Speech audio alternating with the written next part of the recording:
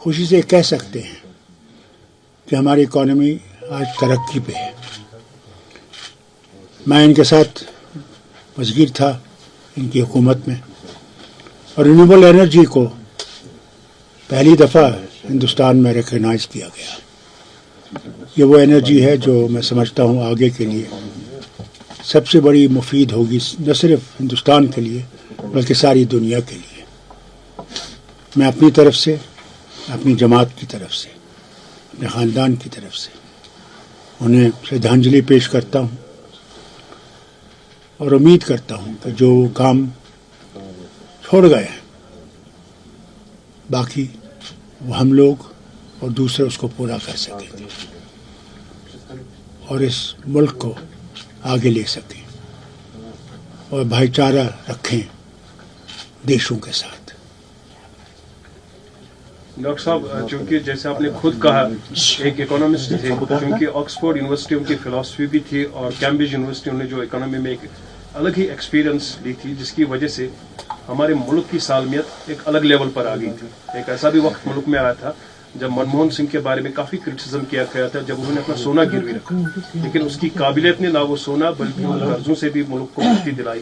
ملک کے ساتھ ساتھ ڈاکٹر منموہن سنگھ کی کتنی ایک نظریہ جو الگ دور اندیشی تھی جموں کشمیر کے حوالے سے اگر بات کریں گے، یہاں کی معیشت کو ایک الگ مقام کھڑا کر دیا اور یہاں کی جو پولیٹیکل انسٹیبلٹی کبھی رہی ہے اس میں بھی ایک کلیدی رول رہا ہے. شاید وہ دور دوبارہ واپس نہیں آئے گا جو ان کے وقت ڈائلاگ پروسیس بھی ہوا تھا. بالکل صحیح کہا آپ نے. بلکہ میں یہ بھی کہوں گا کہ ہمارے بھائی پنڈت بھائی جو یہاں سے گئے تھے اور کسی نے بھی کوئی بڑا قدم اٹھایا ان کو واپس لانے کا، ان کی مشکلات کو جموں میں دور کرنے کا، وہ منموہن سنگھ کی حکومت میں انہوں نے کیا. قریباً 3000 سے زائد ان کے بچوں کو یہاں نوکری دی کہ وہ گھر آ سکیں. ان کے لیے جگتی جیسا ایک کالونی کھڑی کی جہاں وہ آرام سے رہ سکیں گے جب تک واپس آ سکیں. ان کی بہت سی باتیں ہیں. میں تو سمجھتا ہوں اقبال کا یہ شعر بہت صحیح ہے، نگاہ بلند نظر پرسوز ہے رخت سفر میرے کارواں کے لیے. ایسے لوگ بہت کم پیدا ہوتے ہیں اور وہی جو کام کرتے ہیں انہی کے بارے میں کرٹیسزم ہوتا ہے.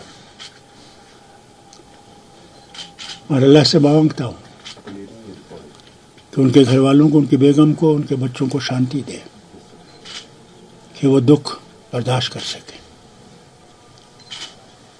اور کبھی یہ نہ بھولیں کہ انہوں نے جو قربانیاں اس وطن کے لیے دی ہیں وہ رائے گاہ نہیں جائیں گے. ڈاکٹر صاحب، آپ ان کے ساتھ فیلو ممبر آف پارلیمنٹ بھی تھے، ان کی سرکار میں منتری بھی تھے. کوئی ایسا قصہ، کوئی ایسا اینیکڈوٹ جو آپ کے ذہن اور دل کے سب سے قریب ہو، جو اس کو آپ ہمیشہ یاد رکھیں گے جب بھی منموہن سنگھ کا نام؟ میں سمجھتا ہوں کہ یہ وقت نہیں ہے کہ میں ایسی بات کہوں. پھر موقع آئیں گے جب میں آپ سے بات کروں گا. آج تو اسی پہ چھوڑ دیجیے. For exclusive and insightful videos, subscribe to our new channel ABP Live Premium.